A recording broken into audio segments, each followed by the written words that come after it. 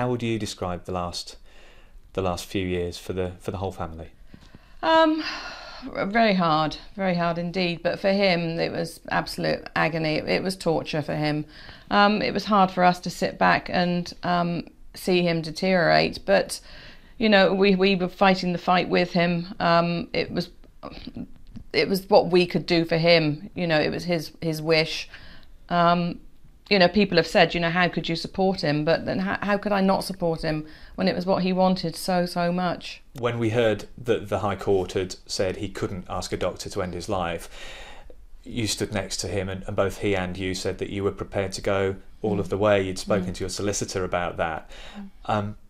Things obviously after that press conference deteriorated very quickly. Just tell us what happened. Yeah, I think we always knew that the chances of winning at this stage were slim. They were possible, but slim, and we'd never been told anything different, so we were prepared for it. We knew that we would have to go on before we had any real chance of winning.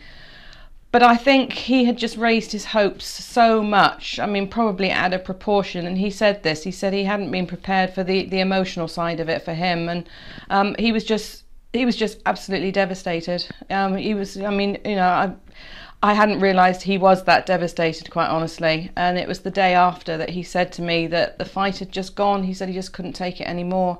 Within a couple of days, he developed pneumonia, and I mean, it was incredibly quick. And it's just a shame that he couldn't die the way that he wanted to die, because the last 48 hours were pretty unpleasant. But thankfully it was quick. And he'd made a conscious decision to stop eating.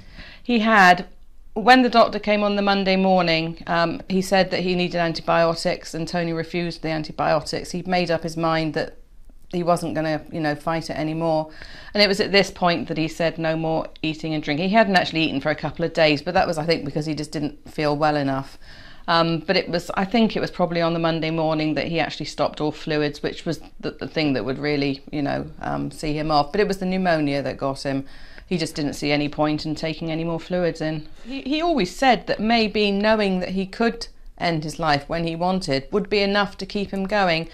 I don't actually think that it would. I think maybe a couple of years ago when he said that was true, but I think things have become really bad recently, and I really think that if he had won, he would have ended his life quite soon. I don't think he would have wanted to keep going for too much longer.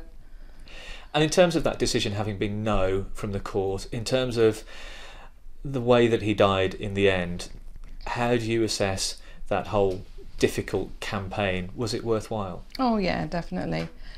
Because I think that even though we didn't win, you know, all the hard work for the case has been done, and I hope that at some point someone will come forward and carry on with what Tony started.